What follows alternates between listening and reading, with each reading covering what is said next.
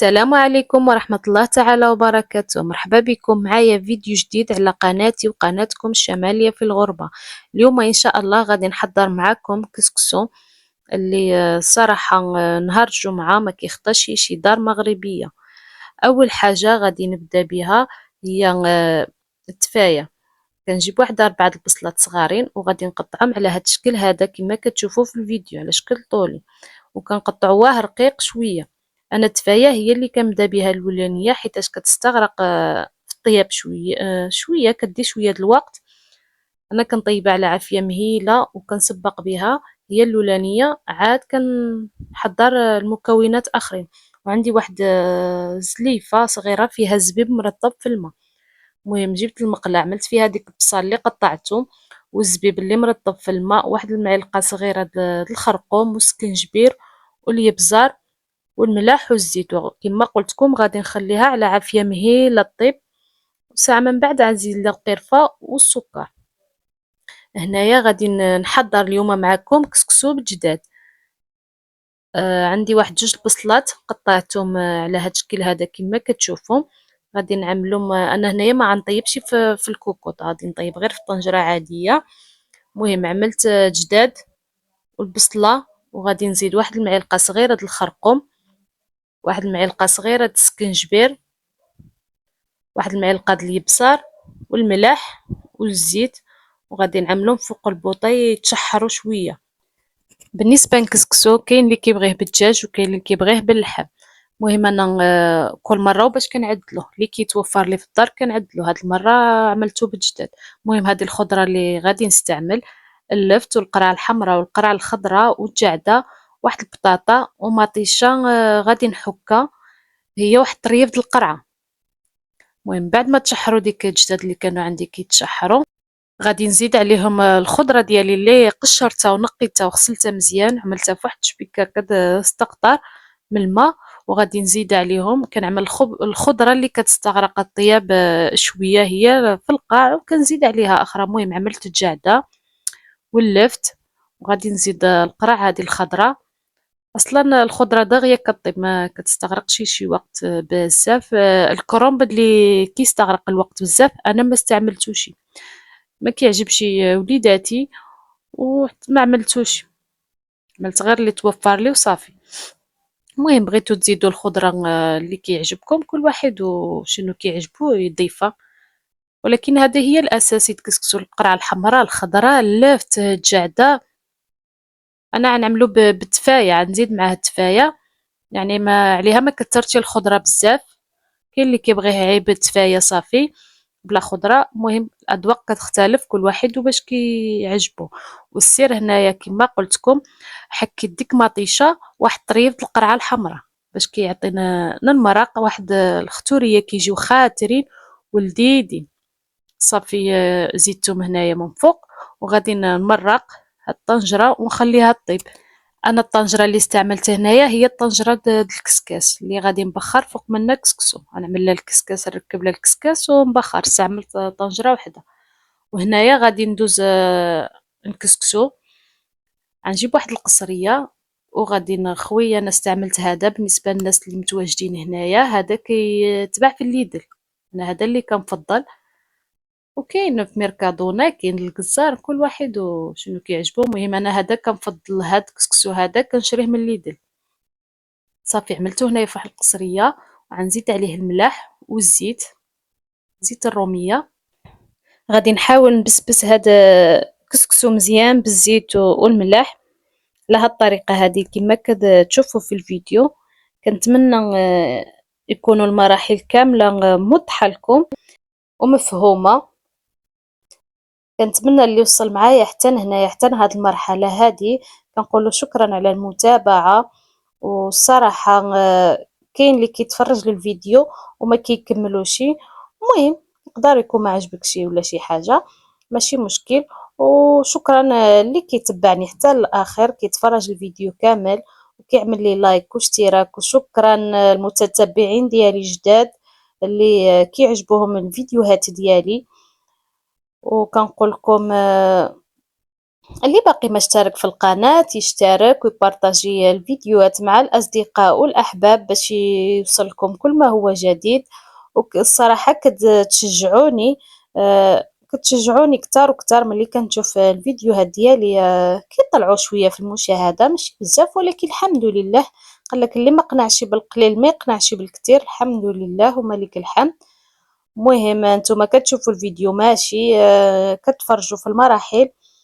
ضفت الماء على كسكسو وخليته يتشرب، وهنايا الدفايه ديالي كما قلتلكم.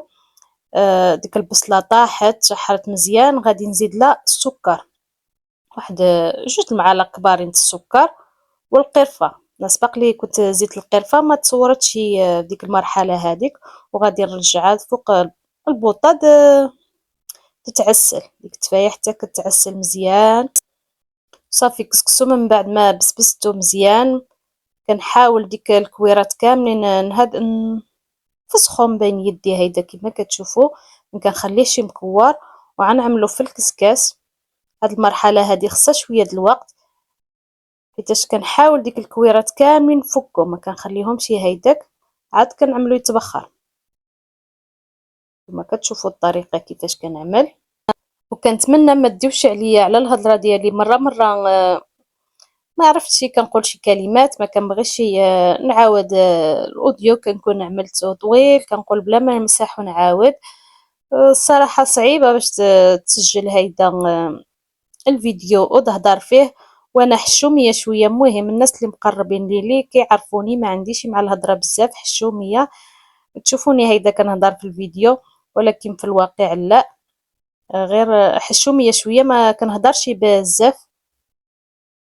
الهم الهضره شويه ملي كنجي نعبركم ونشرحكم شويه ما عنديش مع الهضره بزاف، ولكن هيدا كنبغي نوصلكم الفكره كيفاش نية كيف كنشرحكم مزيان، وكنتمنى الشرح ديالي يكون كيعجبكم وبطريقه مبسطه، زعما ماشي شي كلمات صعابين ولا شي حاجه. الدارجه ديالنا كلشي كيفهم الحمد لله وملك الحمد.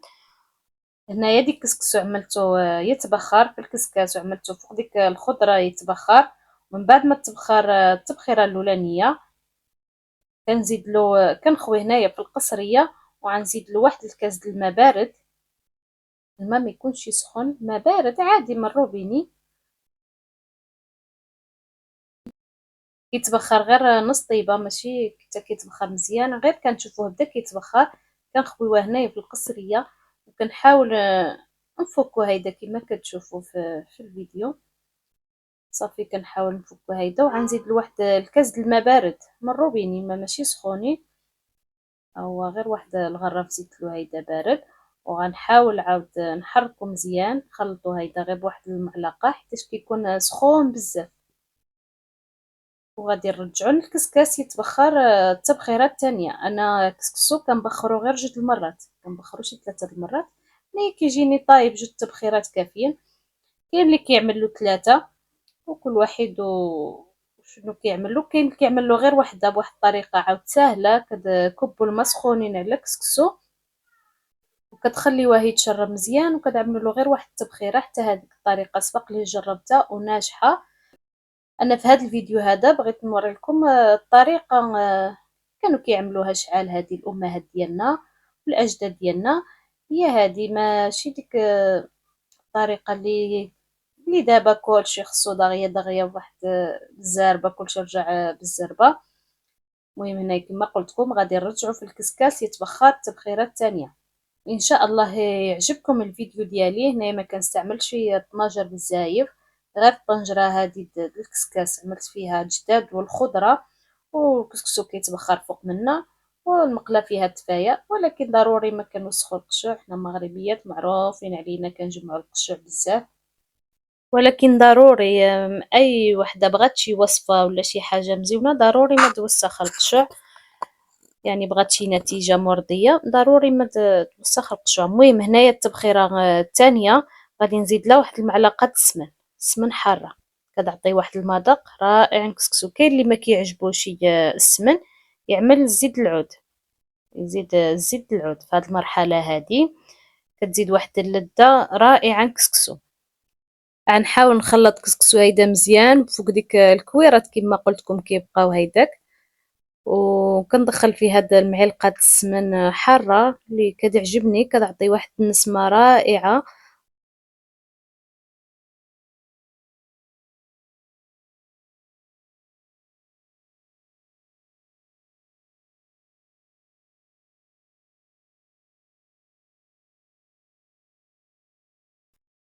وهنايا من بعد ما ساليت كلشي، الخضره والدجاج طابو، التفايه طابت، كسكسو تبخر. وانا سبق لي عملت شويه د الحمص يتسلق في الماء والملح من قبل، ما صورتي معكم ديك المرحله هذيك. هانتوما كتشوفوا كيفاش كتجي المريقه، كتجي خاتره مع ديك السرد مطيشه محكوكه والقرعه، كتجي واحد المريقه لذيذه وخاتره. كنتمنى تعتمدوا ديك الطريقه هذيك. كاين كنعرفوا كان كيعملها وكاين اللي ما كيعملهاش ديك الطريقه هذيك، فكنتمنى يجربها والصراحه غادي تعجبكم. وهنايا التفايه من بعد ما تعسلت هانتوما كتشوفوا كيفاش كتجي رائعه. والحمص اللي قلتلكم سلقته في الماء غير شويه ماشي بزاف، شويه د الماء والملح سلقته، حتى هو كيعجبني انا الحمص في كسكسو. وهاد المرحلة هادي كما كتشوفوها من بعد واحد تعب شوية تعب اللي كنشوف كلشي مطيب قدامي كنفرح. وهنايا غادي نبدا نسقي معكم كسكسو في القصرية. الصراحة كسكسو هو يكون في القصرية كيجي رائع. ومهم كان نشوفو فيه ديك اللمسة المغربية. هنايا كنمرقو، كنعمل المرق وكنخلطو بهاد الطريقة هادي كما كتشوفوا. كنتمنى الفيديو يكون كامل موضح، يعني ما فيش شي مرحلة ناقصة. انا حاولت نصور معاكم كل مراحل، ما نقطعش وما نزربش الفيديو شوية. مهم بعض المرحلات زربتم، ولكن بعض المراحل خليتهم هما هذاكم.